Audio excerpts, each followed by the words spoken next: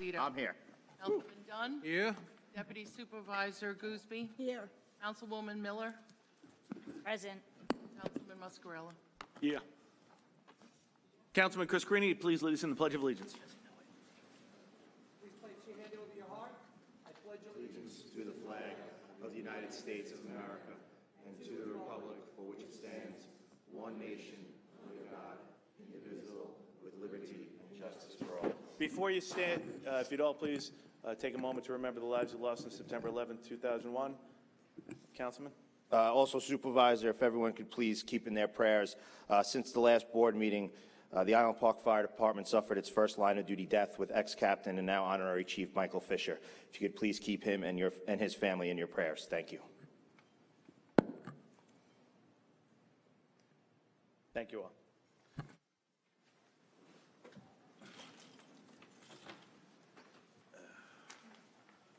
All right, Madam Clerk, would you please call the first public hearing? Yes, we have a resolution authorizing the demolition and removal of the two-story wood frame, one-family dwelling, and debris from the premises located on the northwest corner of Fisherman's Road and Harbor Street, Section 54, Block 431, and lots 43 to 44, also known as 709 Fisherman's Road in Baldwin. Okay, I do have a slip on this. Eric Mahler? Eric, if you just give me name and address for the record. Sure, Eric Mahler, 1030 Merrick Road, Baldwin, New York.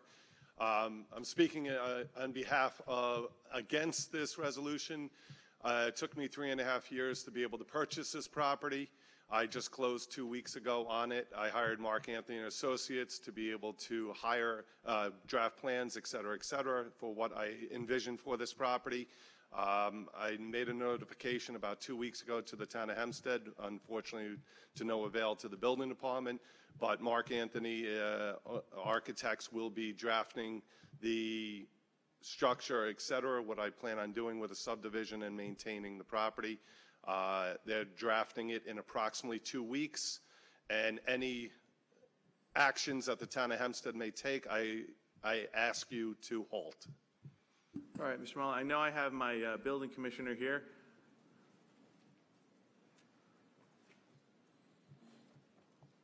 As you heard, he just recently purchased the property in the last 2 weeks. Can we, work with him to see if if he's hiring the architect to see if we can come to some sort of resolution? Absolutely. Mr. Supervisor, members of the board, Deputy Supervisor, Mr. Mahler, how are you? Okay, Eric. What we normally ask for is that the resolution be passed. Yeah. This is only the beginning stages of the demolition. We will work very closely with Mr. Mahler to achieve those goals. We just want compliance. Yeah, Mr. Mahler, I will let you know that we've had situations like this come up before. We have passed the resolution, but you do have the commitment from the building commissioner that they're going to work with you on this. We have a lot of these instances, we generally pass these resolutions. But if you can stick around after, of course, he'll exchange information with you and just keep me in the loop to make sure it's moving along to some sort of amicable resolution. Pass the resolution and we'll talk. Thank you. Okay, thank you very much. I don't have any other slips on item number 1. Does anybody else wish to be heard? If not, may I please have a motion? Supervisor, I move that the public hearing be closed and the authorization and demolition and removal be approved. Second the motion. Supervisor Clavin. Aye. Councilman Carini. Aye. Councilman D'Esposito. Aye. Councilman Dunn. Aye. Deputy Supervisor Gooseby. Aye. Councilwoman Miller. Aye. Councilman Muscarella. Aye. Deputy Commissioner Lino, maybe give Mr. Mahler your card so he doesn't sit around here. Okay? Madam Clerk, please call the next item. We have a resolution authorizing the demolition and removal of the one-story wood frame, one-family dwelling with a detached garage and debris from the premises.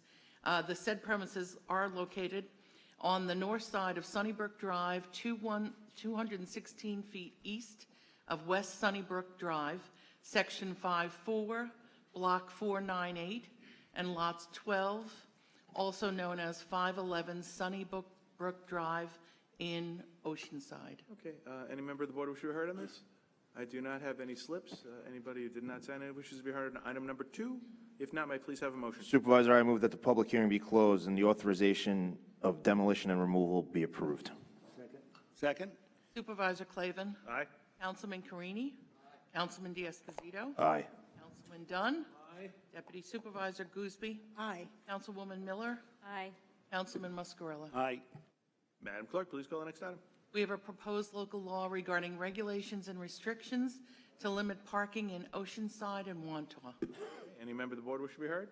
I do not have any slips. Any member of the public did not sign in for item number 3 wish to be heard?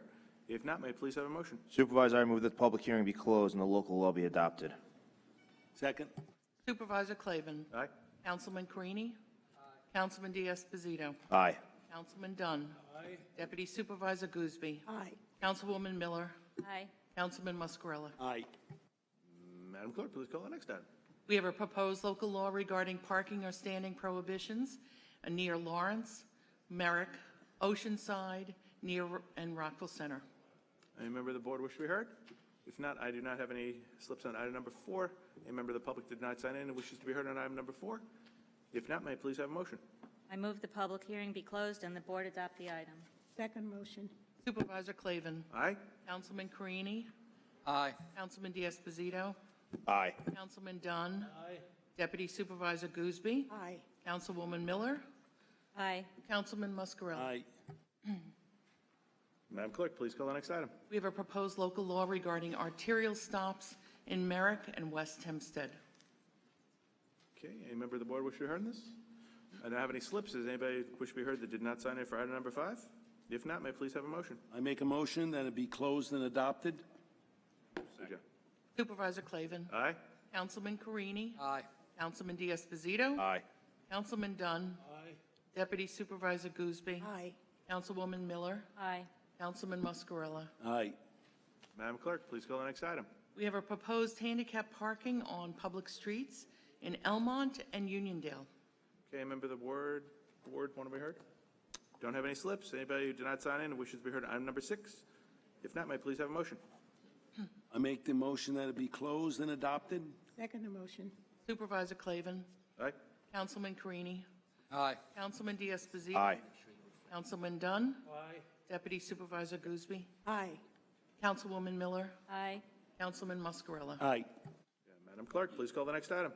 It is to review the recommendation of the Town of Hempstead Landmarks Preservation Commission that the Merrick Gable home located at 65 Henry Street in Merrick, also known as Section 56, Block 191, Lot 136, be designated an historical landmark. Any member of the board wish to be heard? Okay, I have a couple of slips on this. We'll start with Bob. Bob, Tushon, how are you? Good. How are you, sir? I'm sorry for the loss. Thank you very much. Really appreciate that. If you give your name and address for the record. Yes, it's Robert Dujardin, 65 Henry Street, Merrick, New York. The floor is yours for the next 3 minutes. Okay. Floor is mine? Okay.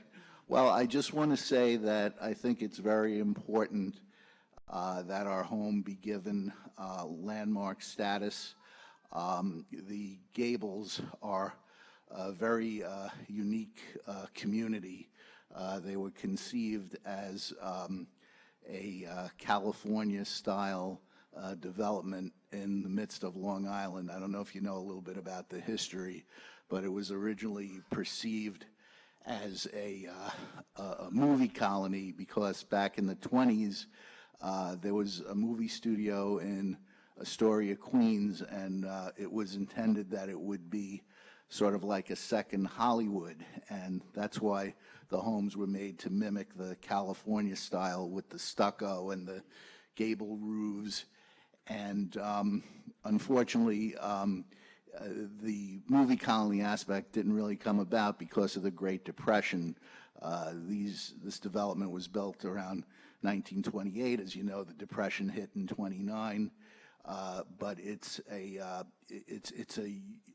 very unique character, and we are fighting tooth and nail so that developers are not allowed to, if they purchase one of the homes, to build something that is totally out of character. We're fighting very hard to make sure that those homes remain Gables homes. I grew up in this particular house. I was born in 1962.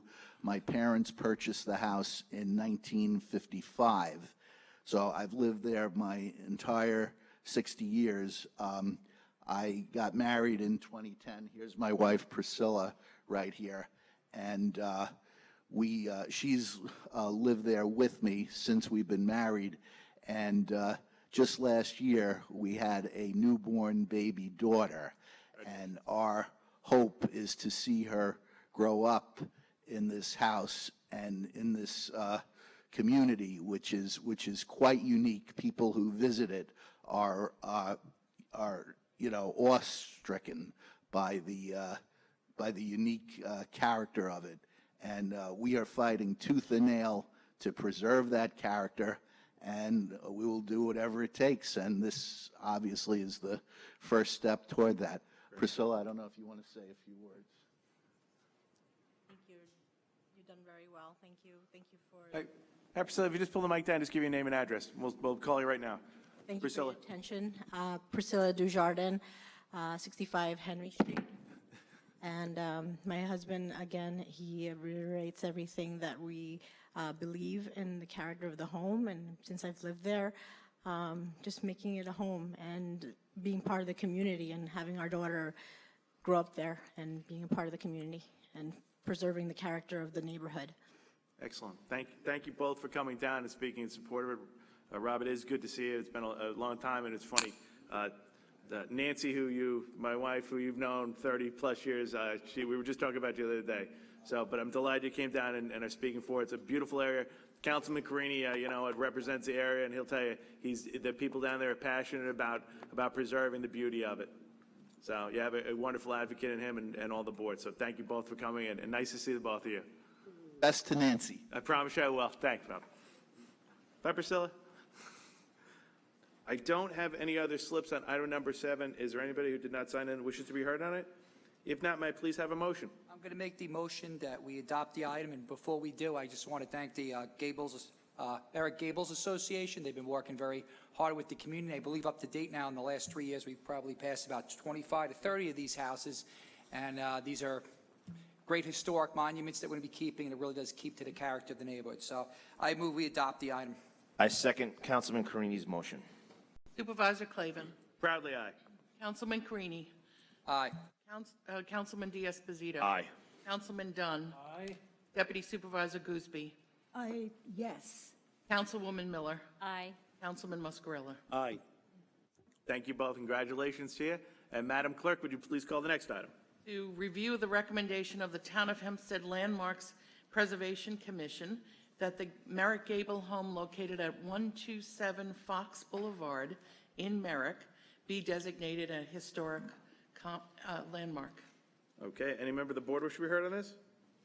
Okay. I do have slips from the both of you again on item number 7. Did you both want to be heard again on item number 7? Robert, Priscilla, did you put in slips? For item number 8, did you want to be heard on this one? Okay. Robert Flegel? Hey, Mr. Flegel, if you can just come to the back there, give your name and address for the record. Good morning. Is it Flegel or Flegel? It's Flegel. Oh, good. All right. Okay. My name is Robert Flegel. I live at 99 Fox Boulevard in Merrick.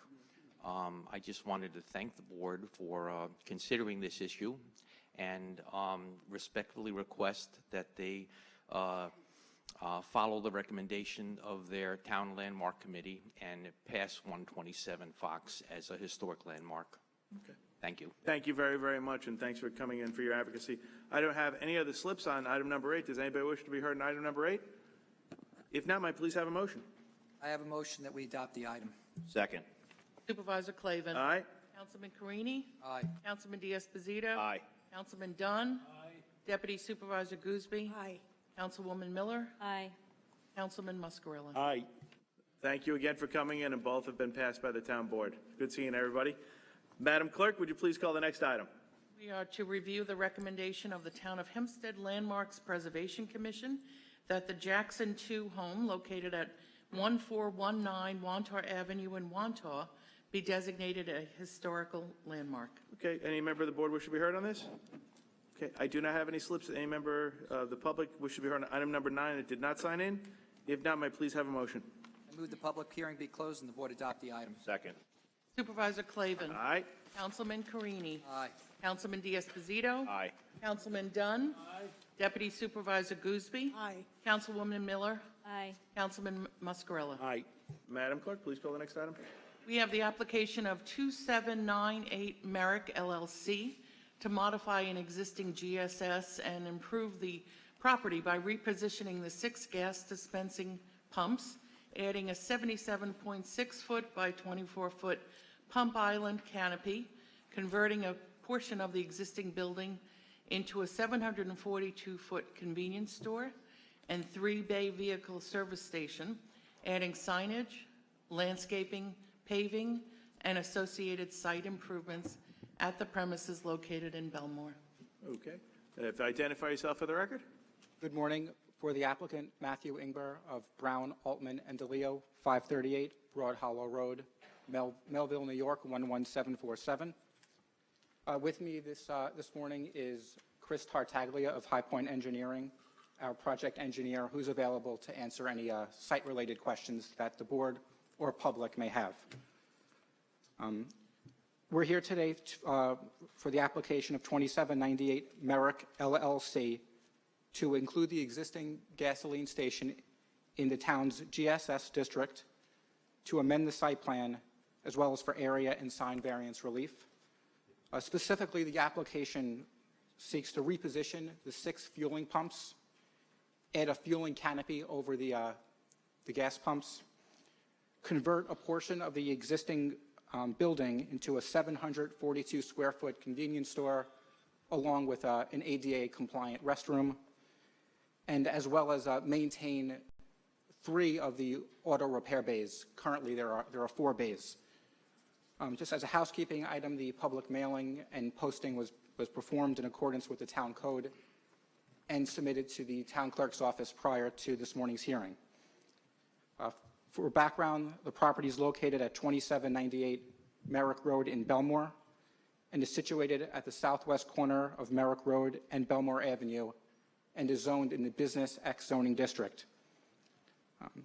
Based on our review of the town's records, the site's been used as a gasoline fueling station for approximately 75 years, beginning in circa 1974. As can be seen from the aerial photograph, the character of the area along Merrick Road is predominantly commercial. I mean, there's across Belmore Avenue, there's a Dunkin' Donuts. On the opposite side of the gas station, there's a retail strip center. There's the Brokerage Comedy Club, and across the street, there's a similar gasoline station, which also has a convenience store, a fueling canopy, as well as auto service bays. So it's really a minor application. As mentioned, we're seeking to reposition the gas pumps. We're going to maintain the existing building and repurpose it so there will be 3 service bays, a 742 square foot convenience store with ADA compliant restroom, as well as adding a fueling canopy. As you can see, the property currently has little to no landscaping. There's really nothing along Merrick Road, very little along Belmore Avenue, and there's little to no landscaping on the side yard, nor is there any landscaping on the rear yard. Can you pull up the color site plan rendering? So as can be seen from the rendering, the applicant is going to add a significant amount of green space where really currently there's little to zero in place. There's going to be green space at the intersection of Belmore Avenue and Merrick Road. There's going to be trees and shrubs along the side yard. And importantly, the applicant is going to enhance the buffer along the rear yard by adding green space, as well as there's 8 trees planted along the rear yard. So with that, this is a relatively minor application, and I just open it up to the board and the public for any questions you may have. Thank you very much. We're going to see if any of the board members have any questions. What are the hours of operation that are planned for the convenience store? Yep. The convenience store will be 24/7.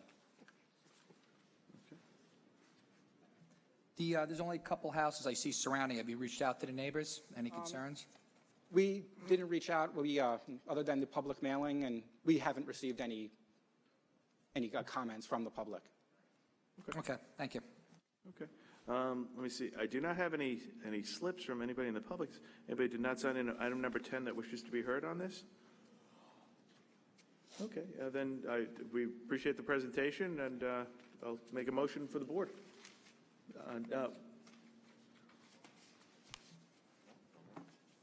Make a motion? I make the motion that we reserve decision at this time. Call this a public hearing. Second. Supervisor Clavin. Aye. Councilman Carini. Aye. Councilman D'Esposito. Aye. Councilman Dunn. Aye. Deputy Supervisor Gooseby. Aye. Councilwoman Miller. Aye. Councilman Musgrove. Aye.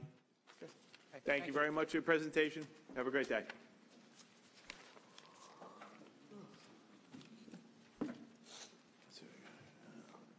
Madam Clerk, please call the administrative calendar. Administrative calendar, today we have items 11 through 76. Okay, is there anybody on the board who wishes to be heard in administrative calendar? Okay, I have a couple of slips on this. First, we'll start with Bonnie Garone.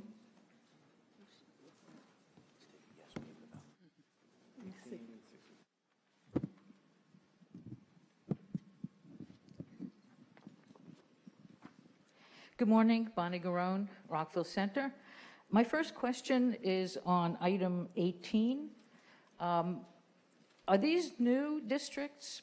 Because I'm not clear on why this mapping needs to be done.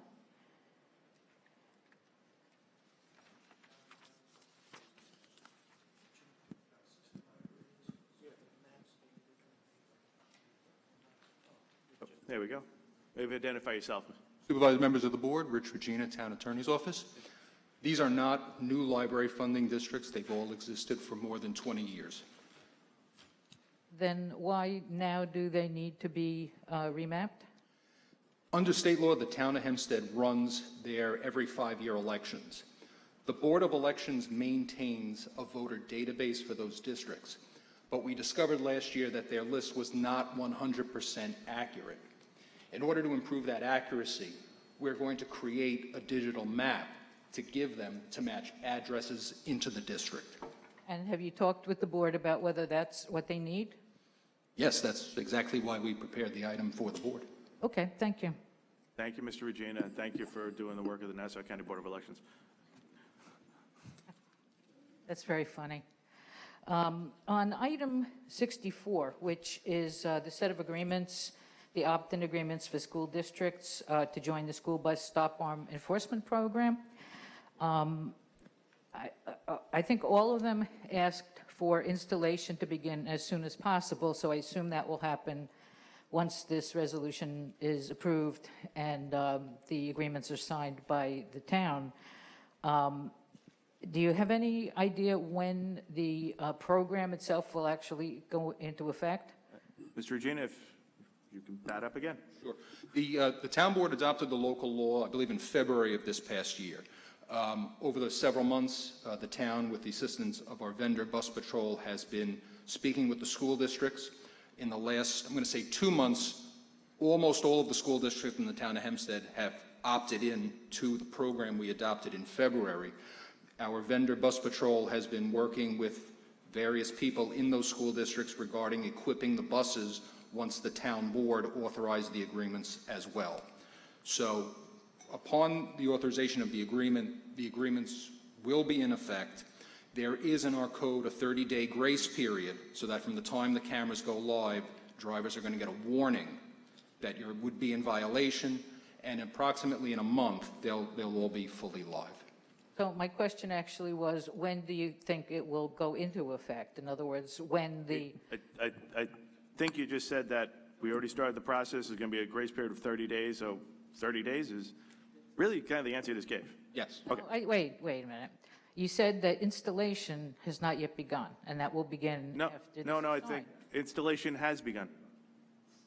Even though this hasn't been signed. Okay. No, you can't kind of fill in the blanks here. We've already started this process months ago. You asked a couple of questions months ago on the process.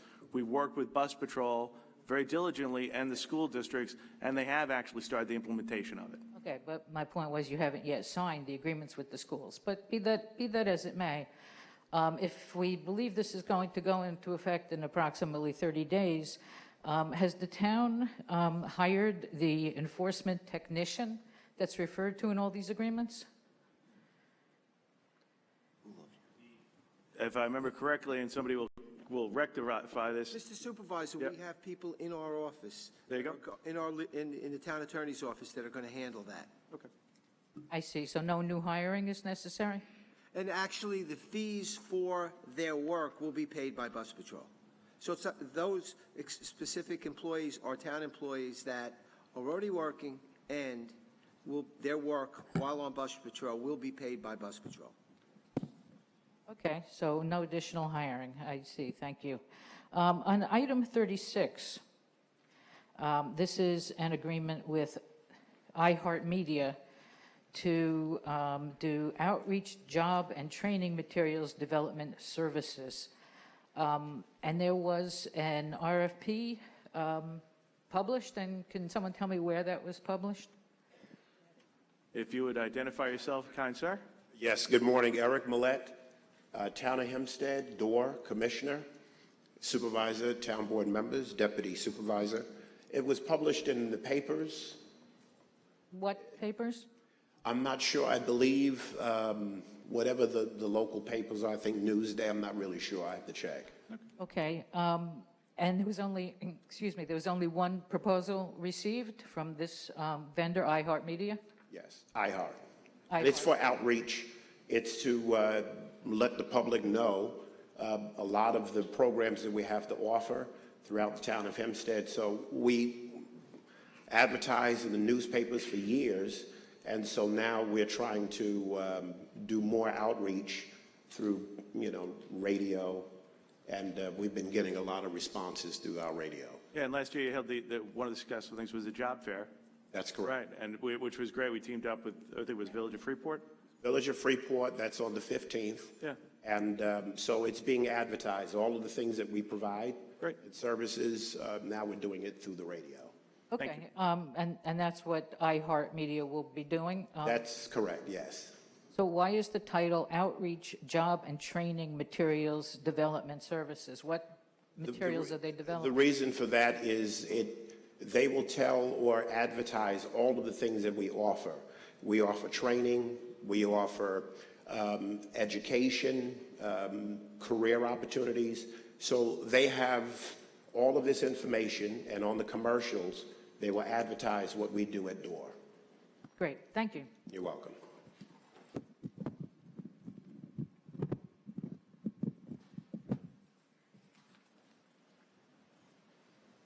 Okay, next I have Mita Meriday.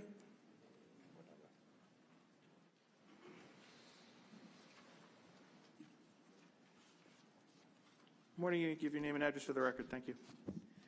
Good morning, Mita J. Meriday. I'm standing here regarding a number of issues, so hopefully I can get them all addressed within the time I have available. So I'll go from the back first. Number 74 and 75, just a quick question. I'm hoping that the residents of North Lawrence and Inwood are better informed with regard to their upcoming moratorium, because having experienced it in Baldwin, and the residents were not properly informed or advised as to what the consequences were. I'm just putting that on the table. And again, if anyone's listening from North Lawrence and Inwood, you need to actually speak to your council people and get on board with that. Number 60, what is it and where is it? Number 61, how much is it and what seniors are involved and how were they selected? If we could start there and stop the clock at 2:03. Ms. Meriday, we'll have that response done then. We'll tell them to stop the clock. Thank you so much. Well, it hasn't happened before, Supervisor, so that's why. That's not true, but that's okay. It is right. Identify yourself. Deputy Commissioner Matthew Hirsch, Planning and Economic Development. I believe you asked regarding question 60. Yes. That's the 48th program year? Yes. That is our funding through HUD. We applied through this and it was passed on the board in March. This is just accepting the funds. I'm happy to meet with you in the back and we can go through all that funding in detail. 61, this is the Restore Emergency Repair. This is going to help 30 seniors, but this resolution is just to pursue the grant. This isn't to actually accept any funds. This is just to follow through and hopefully obtain those funds. So that's just the initial process? Yes, ma'am. This is part of the regulations that the state has provided. We have to have town support for this grant. Okay, and I can talk to you about what the town's direction regarding this moving forward so that there is possible input and inclusion, since that clearly doesn't happen? Of course. Sure. Okay, thank you for that. You're welcome. Item 17, regarding the Ninth Amendment, execute a Ninth Amendment to avoid solid waste service. I'm just curious as to who reviews the agreements overall, particularly with Covanta, and if there's any type of discussion with regard to diversity, inclusion, safety issues, environmental concerns that many residents have, particularly those who can't seem to get contracts within the town. Maybe if the town was more responsible for providing supplier diversity with those that it gives our tax dollars, that might be something helpful. So if somebody could address that. Good morning. My name is Francesca Capitano. I am counsel to the Department of Sanitation. The Covanta agreement is a long-term agreement. It lasts 25 years. It began in 2009. This particular amendment only relates to excess waste that we deliver on a yearly basis. It gives us a preferred rate. Under the agreement, we're allowed 420,000 tons. From year to year, we may need to deliver more than that. This particular past year, we delivered 13,000 over that. So this agreement just papers up what we'll pay for that extra 13,000. Okay, but is there any discussion with them with regard to how they are administering that waste? Waste reduction, environmental concerns, anything of that nature? Or is it With just respect to this particular agreement, no, but there are ongoing meetings throughout the year with Covanta regarding all of their operations. And if you'd like to set up an appointment, you know, I'll be glad to give you my card and we can discuss all of those things. Sure, sounds good. Thank you. Okay, I'll see you after then. Appreciate it. Okay. May be a long line. Number 26, sealed letter bid for testing and maintaining chemical levels.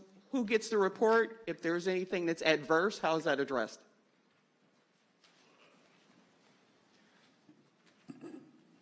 Please identify yourself. Town Board, Deputy Commissioner DGS, Bobby Geese. By law, we have to test the water levels in the chilling towers on the roof, and it's given back to us, and we take it under file. It goes to Walden Environmental as well. Okay, so that doesn't include air quality? We do air quality testing 4 times a year as well. Okay, and who gets that report? Walden Environmental. Is it open to the public? I believe so. Okay, thank you. I'd like a copy. 27. I think you have to submit a FOIL request for that. Not a problem. I do know how to write. I have 2 degrees. 27, 28, 29, just have questions regard to the contracting process in 28 and 29. I just have questions as to what was the decrease and where was the change as far as where the funds are going, and what exactly is the town doing with regard to the needs that residents still have for emergency assistance and rental. Okay, so in item number 27, John? With regard to the town attorney's office, periodically the town board has gone out with requests for proposals for attorneys to work on certain matters that the town deems needed to be used by outside counsel. The town board recently requested a new RFP, and we've kept all of the attorneys on that were originally there, and we've added a few more. We want to get as many possible experts in as many different types of field of law so that the town is properly represented. So we're just adding a few more firms on to expand our opportunities to get representation from outside counsel. Okay, I've seen the list, but where's the diversity? Where's the composition? Women, minorities, veterans? Well, I've only been on as the town attorney for approximately a month, and in my interactions with the attorneys that we use, I can tell you that for a fact that the town is very diverse, but we'll follow up with you if you'd like. I'll give you my card after the meeting, and we can discuss what issues you think might be there with regard to diversity and the use of women. But I can tell you now that in my month, I can tell you that the town is very diverse, and we have a lot of very, very good women attorneys in our office, as well as outside counsel. Okay, I'll take your card too. 2829, I did ask about that. Yes, John Mastro Marino, Town Controller. These are just various adjustments as it relates to the audits that we have every year. They're called single audits. Our accountants have to audit every single federal program, and in doing that, they have adjustments that go back and forth. Nothing changes in total. They're just individual adjustments as to where things were posted by town board resolution. So all of these things are part of our normal end-of-year audit. What about the state's audit that was not favorable for the town? What's the answer to that? What item is that? What item is that on the calendar? I'm sorry? What item is that on the calendar you're referring Well, he to? just said what it relates to as far as these items, and I wanted to know, did that tie into the audits? Because he mentioned audit. No, he said the internal audits. That's what he said. But I did ask a question about how that pertains to addressing the state audit that was not favorable to the... Again, that isn't what the I on wouldn't the know calendar. that. No, because that's okay. I I'm just don't letting you know. what the expenditures were, so that's why I asked the question. But Thank you, Ms. Meriday. it's still a Thank you, valid John. question because Okay. residents want to know when the Thank state you, Ms. says Meriday. that your I don't accounting have is any messy. other slips on the administrative calendar. Is anybody who did not sign in that wishes to be heard on the administrative calendar? Okay. If not, may I please have a motion to adjourn? Oh, that's okay. Ms. Meriday, thank you so much. We appreciate that. We said thank you to you. Yes, ma'am. Can I have your name and address to the record? Morning, Marcia D. Thierry, Merrick, New York. On Resolution 53, decreasing the part-time wages at the animal shelter, one of the things I was going to bring up was not enough staff at the shelter and to promote part-time, if not full-time, more full-time and part-time staff there for the animals' well-being.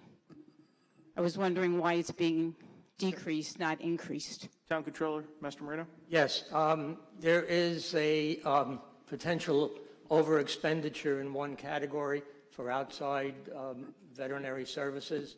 And in looking at the part-time allocation, we're not spending nearly half of what the allocation was in the budget. And in speaking to the commissioner, he says he can't find part-time help. Nobody wants to, he's reached out, and there's just not a availability of people interested in a part-time help. So this is a switching of the funding in order to provide the funding where it's needed.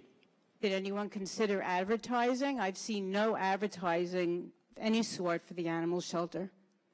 For hiring, for rescue, for adoptions, nothing. Well, I'm going to respectfully disagree. I know that our team is pretty good about putting it online and letting people know, and we do infomercials, and we've done work with News 12 to let people know about the possibility of adoptions. So, we do have an outreach program, and we've been very successful this year. We've done a lot of changes down there. We've worked with a lot of people, brought a lot of people in. You know what? To be a little more inclusive in the voices and ideas that are being heard down there, and I think we're heading in the right direction. Job fair that you advertised in the Merrick Herald didn't say anything about the animal shelter. That would have been promoting it also. Okay, but there were opportunities, and they can come down anytime. Anybody can always come down and fill out a part-time application right off the street, and we get them all the time for various departments. More advertising, more staff. Okay, all right. Thank you. Okay, I don't have any other slips. Anybody else who wishes to be heard on the administrative calendar? If not, may I please have a motion? Supervisor, I move that the resolution be closed, from items number 1 through 11. No, you're asking me for, oh, I'm sorry. I forget about, okay, 11 through 73. 73, 76. You guys put too much on the back of the paper. We need to save it. I second the Okay, Deputy from 11 to Supervisor's motion. 76. Thank you. Items 11 through 76. Right. Stop putting it on the back of the paper. You second? Yes, ma'am. Supervisor Clavin. Aye. Councilman Carini. Aye. Councilman Diaz-Padrón. Aye. Councilman Dunn. Aye. Deputy Supervisor Gooseby. Councilwoman Miller. Aye. Councilman Muscarella. Aye. Make a motion to adjourn? Second. Supervisor Clavin. Aye. Councilman Carini. Councilman D'Esposito. Aye. Councilman Dunn. Deputy Supervisor Gooseby. Councilwoman Miller. Aye. Councilman Muscarella. Aye. Okay, even though the board meeting has been adjourned, now as customary, we'll stick around to hear the residents. Public comment. We'll start with Bonnie Garone.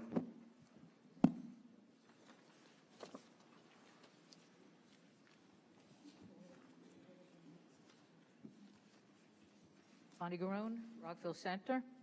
I'm going to go back to the story I started to tell at the last board meeting, and I hope that my time won't run out today.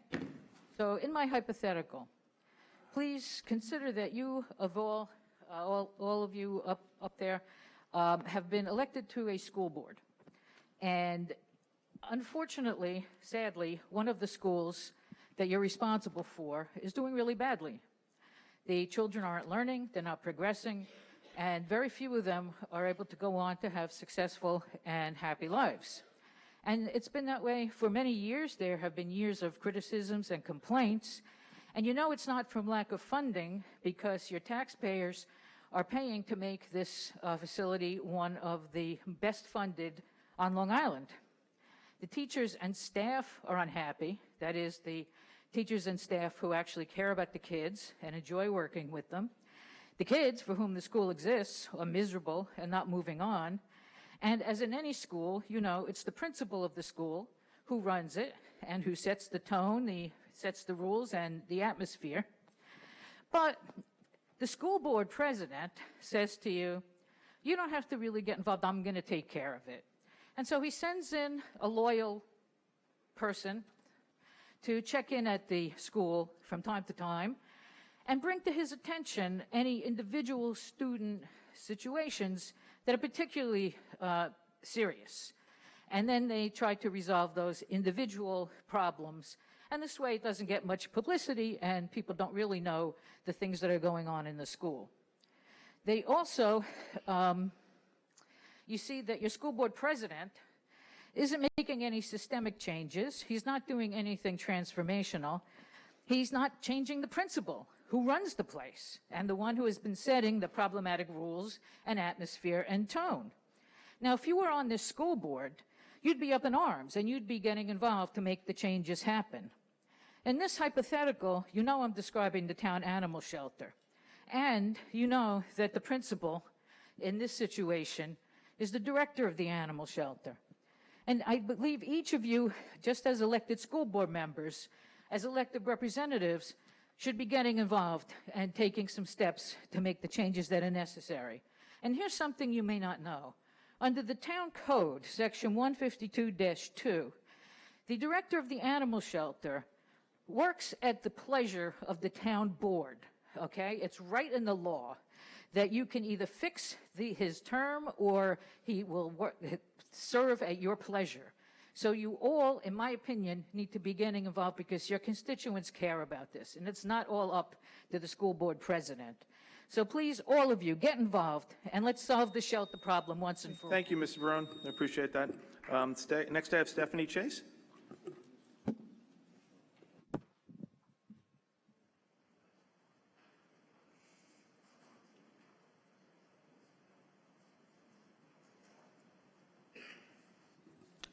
Morning, Ms. Chase. If you give me an address for the record. Good morning. My name is Stephanie Chase. I reside at 1223 Woodfield Road, Rockville Center, Lakeview section. We were wondering, some of the residents, at the Lakeview train station, it's just a mess. Debris all over the place. We ourselves, as a civic association, have gotten together and we've cleaned it up. We've planted flowers, bushes. We're wondering who is responsible for that area. I believe that property is responsibility of the Long Island Railroad, we can verify that for you, and if you'd like, we can reach out to the railroad to talk about them investing in and upkeeping the beautification of that station. Thank you. And that could be a budding, I'm not too sure, I'm just thinking, could be abutting some state property as well. But I'm happy to follow up for you if you'd like. If it's okay with you, if I can get your name and address, we'll grab before you leave so I can follow up. Is that all right with you? Sure. Okay. Thank you so much. No problem, Mr. Take care. Bye-bye.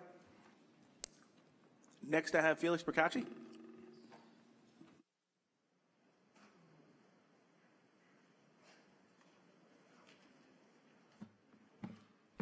Morning. Name and address, please. Felix Procacci, Franklin Square. At the July 19th meeting, Acting Town Attorney Jack Liebert expressed his feelings that the town's building zone ordinance should be reviewed in its entirety. I agree with Jack's assessment. Building zone ordinance should be consistent with state and federal law and serve a legitimate purpose. There are 3 town zoning laws I know of that should be reviewed and, in my opinion, should be removed. The first is the town's emergency free air law, which allows people to claim financial hardship at a service station and be entitled to free compressed air. On October 7, 2020, the governor signed into law Bill number S4495A, which states municipalities should not be able to enact local laws which establish different requirements for tire inflation equipment.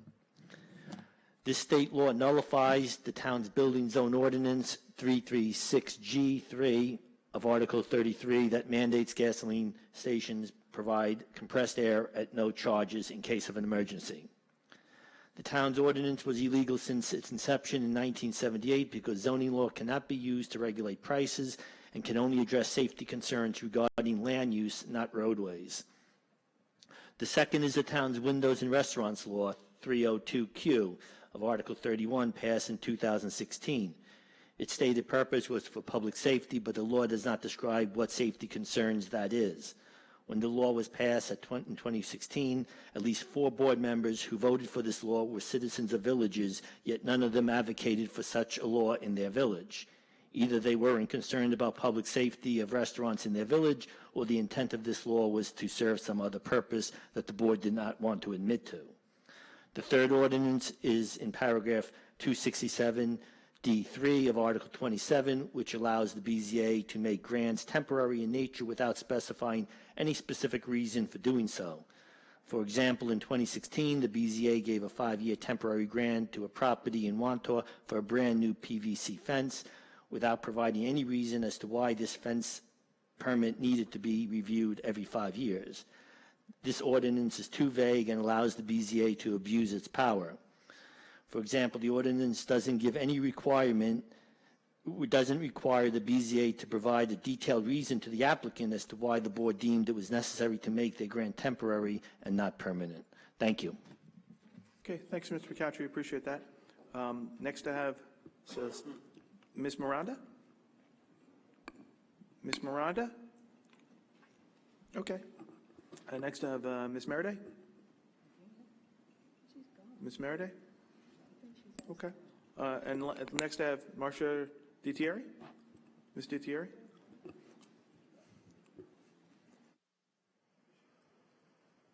Hello again. Marcia DiTieri, Merrick, New York.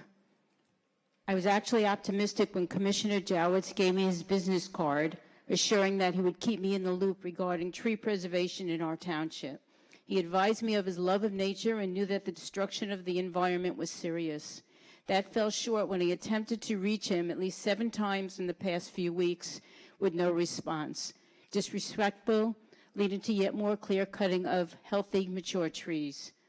I am asking once again that tree preservation laws be a priority in this township, currently being last in what is imperative to keep our environment and residents healthy.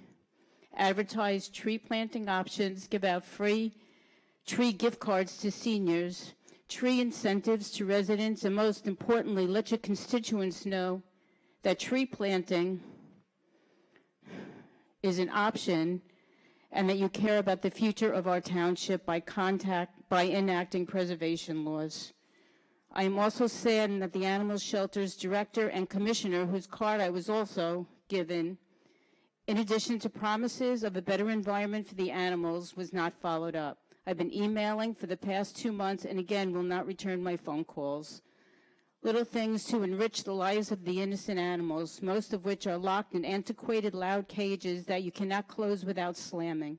Between the dogs crying for attention, cats locked in cages way too small, as in the ongoing photos I emailed you, and lack of interaction, it is heartbreaking.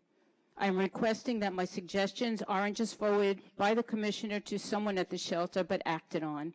Staff running around without a minute to spare to make sure the animals are okay currently is not being done. Hire part-time staff so the animals are cared as they should be. Get little tables for the kennels to give cats and dogs additional space so they don't have to lie in their own dirt. Scratchers to stretch updated kennels with more space. 2-level kennels for vertical space will not take horizontal space. With a commissioner who will be in charge just of the shelter and will be on site with a compassionate director that interacts with the staff and animals, making sure they are a priority. Compassion first, then knowledge of animals must be a top priority. Advertise and work to get the animals out of there into loving homes by following a no-kill advocacy center protocol, as I will give you. The animals need behaviorist enrichment, love, and knowledgeable rescue groups, which currently the town has alienated by over 60%. Adoption events, again, let the people know. I received the Merrick Herald. The town is advertising for a job fair, but nothing about the need for volunteers, fosters, and adopters at the animal shelter. North Shore Animal League, who isn't even in the town of Hempstead, has 2 ads in the Merrick Herald. All right. Thank you, Mr. Gutierrez. And I read it, and we'll take a copy of that. I'll have somebody from the staff to get a copy of that. And do appreciate your email because I did read it yesterday, the 2 of them you sent me. So we will be following up. Ms. Merriday, I know you stepped outside, but we want to make sure you get your opportunity.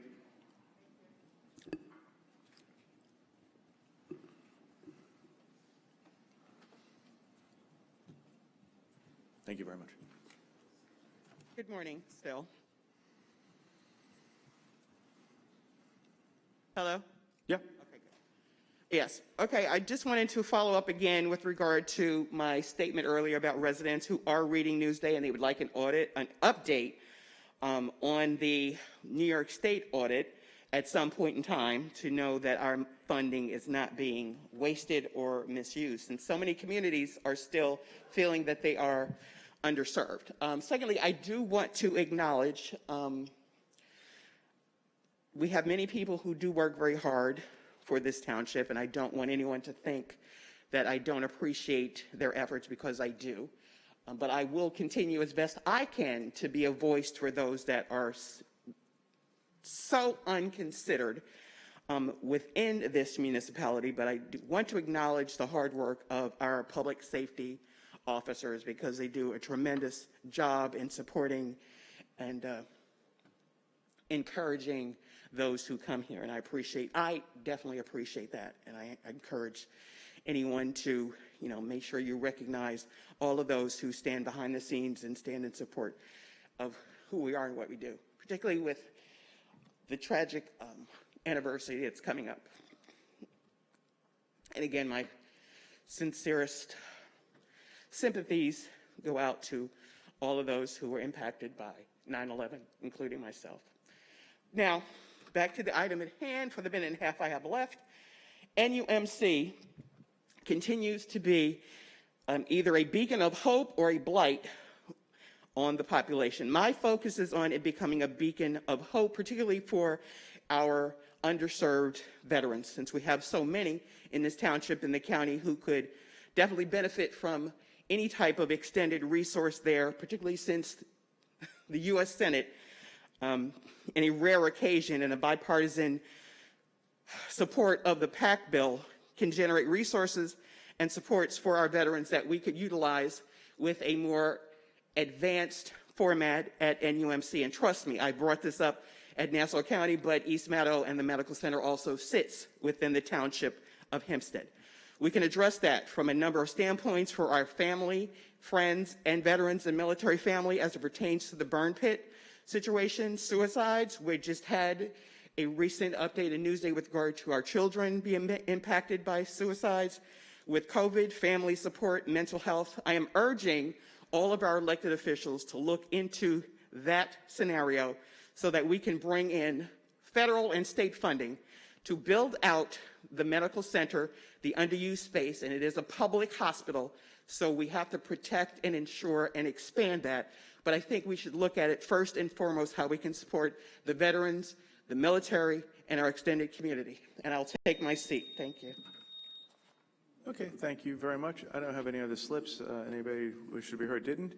Let me lastly acknowledge the great work of everybody in the town of Hempstead working together. John Mastromarino was proud to announce that we received a AAA bond rating. It's the highest bond rating. That is a testament to everybody in the town, the good work everybody does, and we're grateful for all of us and the great success. And John Mastromarino, thank you. Keep up your charming personality. Have a wonderful day, and please join us this Sunday at the 9/11 ceremony. Begins at 7:30 a.m. on the beach at Point Lookout.